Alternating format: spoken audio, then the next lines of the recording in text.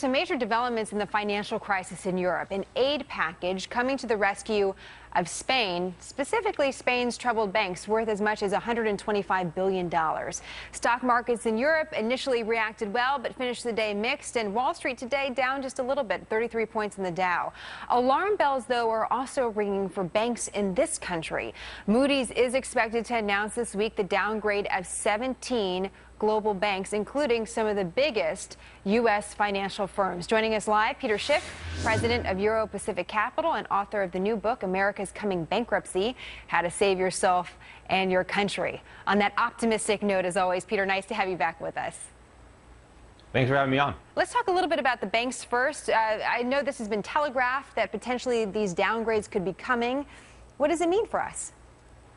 Well, first of all, I don't think the downgrades will go far enough. I think the banks are in a lot worse shape than some of these rating agencies appreciate. But we have to understand, why is it that banks are in so much trouble? And the reason is because of all the government involvement in the banking sector. It's the government involvement that subsidizes all of their risk-taking. The banks are in so much debt because the government has led them down this primrose path.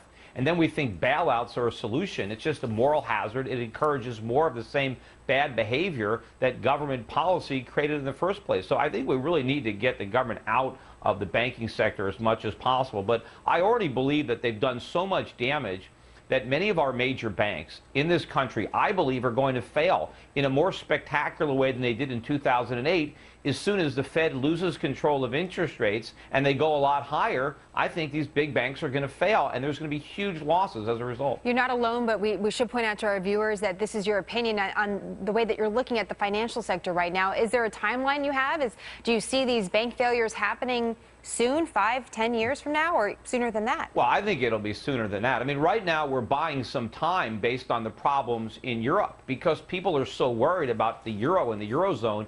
They're taking refuge in the dollar and the treasury market, and that is temporarily keeping our interest rates lower and allowing our government to keep on spending and Americans to keep on borrowing and spending. But eventually, we're not going to be able to do that anymore. People are going to be worried about all the money we're printing, all the inflation we're creating, and interest rates, I think, are going to move up in a very spectacular way. And we are so leveraged, we can't handle it. Not only can't the banks handle it, the federal government can't handle it. I mean, our government can no more handle a 5 or a 7 or a 10% interest rate than can the government in Greece or Italy or Spain.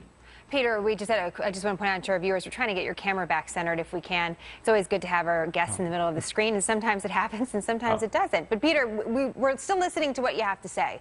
And there's been calls, you know, people on the maybe sharing a different opinion from you say, listen, the United States government has to get even more involved in Europe, because if we don't get more involved now and jump in whatever way that means, and there's a lack of specifics on that, then that's going to just crush us 6, 12, well, how can we get involved when we're already broke? Our government is running a budget deficit of $1 trillion, almost $1.5 trillion a year. We're drowning in debt. All we can do is print money. So, so we're printing all this money right now to bridge the gap between what we collect in tax and what we spend. So we're just going to print even more money and give it to the Europeans? How is that going to help? Let me just ask you real quick, because I have to run.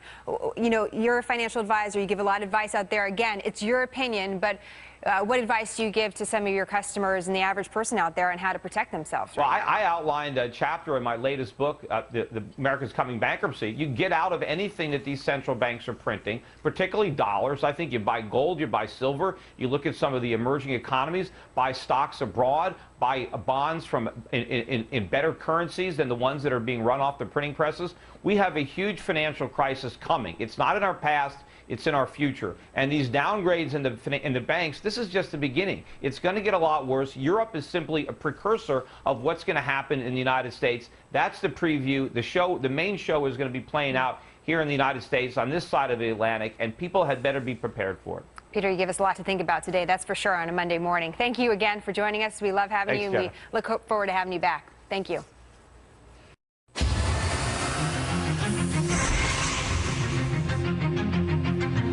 All right, if you think the economy is improving, jobs are growing, and the worst is over, our next guest says, sadly, you are dead wrong. Joining us now, the author of The Real Crash, Peter Schiff. Pete, thanks for joining us. What do you mean? The worst isn't over? We're not turning the corner? Things aren't getting better? Hardly. We've actually made all the problems worse. You know, when I wrote my original book, Crash Proof, How to Profit from the Coming Economic Collapse, in that book, I forecast the bursting of the housing bubble, the ensuing financial crisis, this great recession. But what I was really concerned about was not that. I thought the crash was going to come from what the government would do to try to revive the economy. That was the real crash. It's still yet to come, and it is the subject of this new book. So you don't think anything has changed that allowed this crash to happen in the fall of 2008? No, the problems are much worse. We're much more deeply indebted now than we were then. All the problems have been exacerbated. And what we have now is not a legitimate recovery. All we've done is borrow additional money and spent it. And we're counting the spending as economic growth when it's not. The debt is growing much faster than the GDP. And ultimately, we're going to have to pay this money back with interest. And the only thing that's keeping us afloat right now is 0% interest rates. And why are they 0%?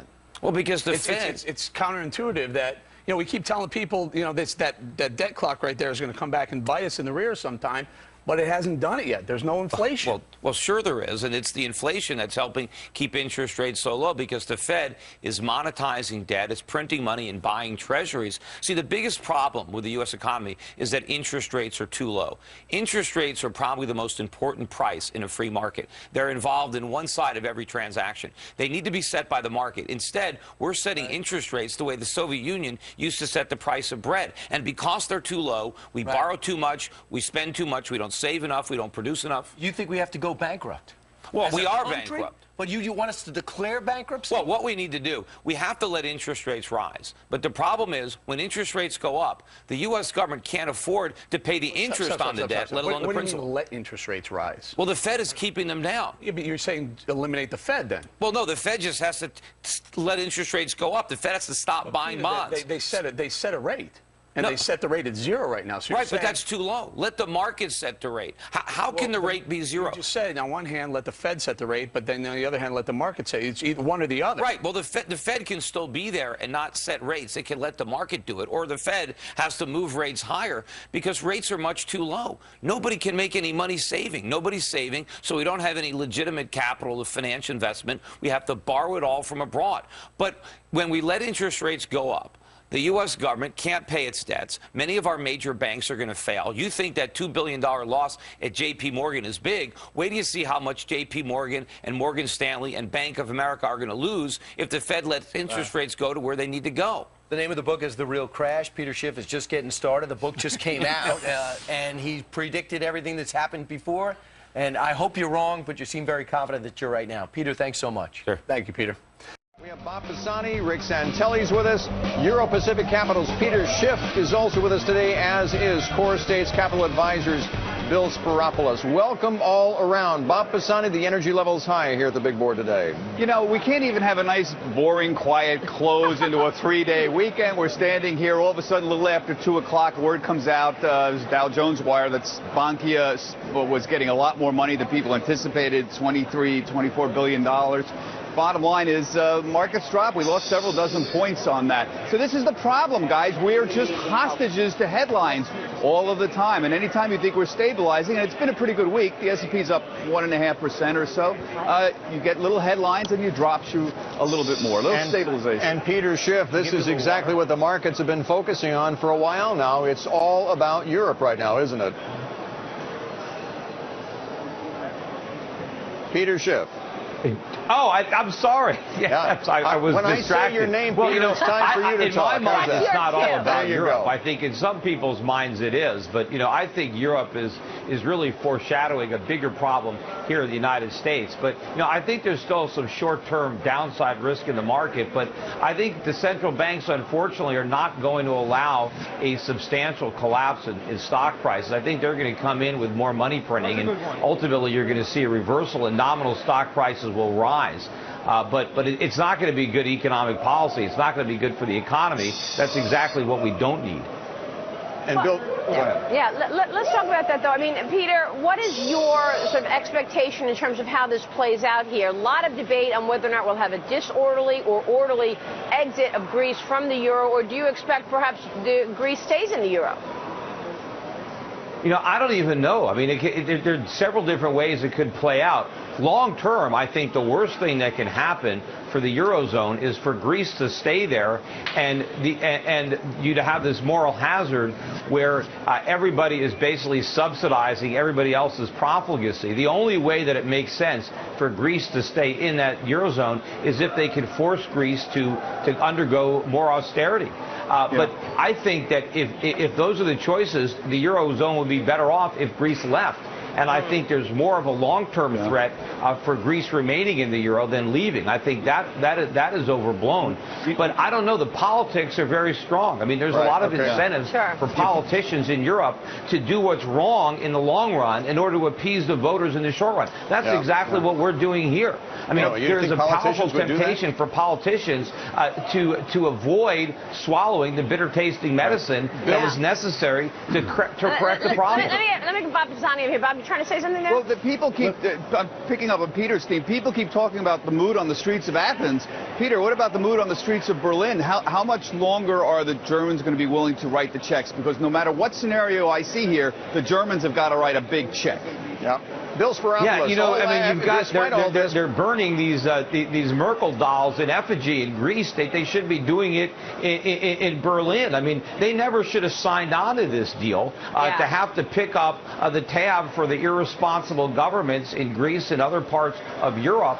They can't do it. No more than people in some states. If people in Texas don't want to have to pay for the deficits in California. Yeah, but who knows? That might happen. I'm wondering if next week the focus returns to the U.S. Rick Santelli, you've got some Fed speak coming out next week. You've got the GDP. You've got unemployment numbers. What are you seeing ahead of all that? Well, Fed speak, they're going to be nervous about Europe and hold out the notion of quantitative easing, but it's a political hot potato, so I moved that right off.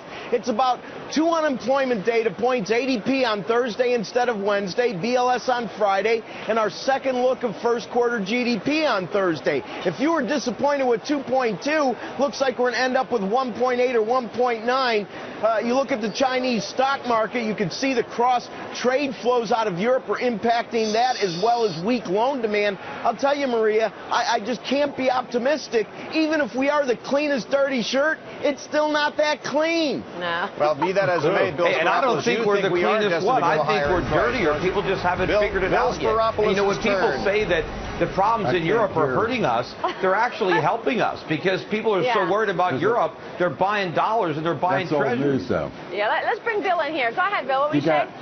You have to look forward, and I think that the gloomers and the babble and all the negative stuff has been center stage for a long time. We've had just about a 1/3 correction off of the October lows. I think the news gets better going forward. There's change coming to America. There's a lot of bullish things. The mamby-pamby politicians globally are going to get sent home. And talk to this Greek, okay? 8 out of 10 Greeks don't want to leave the euro because they know the politicians get a free ride and the quality of life gets a whole lot worse. Well, if they don't want to leave the euro, Bill, why did they vote the way they did on the last election? That's a great point. Why do people vote the way they do? Not everybody goes out and votes. I mean, it's pretty clear that the elections in Greece right now, 75%. the Greeks, the elections in Greece right now are a proxy on whether they want to stay in the euro or not, whether they want the bailout money or the austerity plan. The Greek voters want plans. something for nothing. That's what all voters want. All That's what they're want voting something for nothing. Well, 75, look, let's say the 75% of the people who were polled this week said they would like to stay in the euro. That's what the people are saying. The problem, and I think what you're saying, is that, yes, they would like to, the idea of staying in the euro sounds good, but they don't necessarily want to take the cuts and the austerity that come along with it. Yeah, but you know, the irony of it is, if they don't have a plan, and they get the drachma, they're going to have even bigger cuts because the drachma is going to collapse, and real wages in Greece are going to fall a lot more if they leave the euro than if they stay there and swallow the austerity. All right, we'll leave it there. Thanks, everybody. We appreciate your time tonight, and have a nice weekend. We'll see you soon.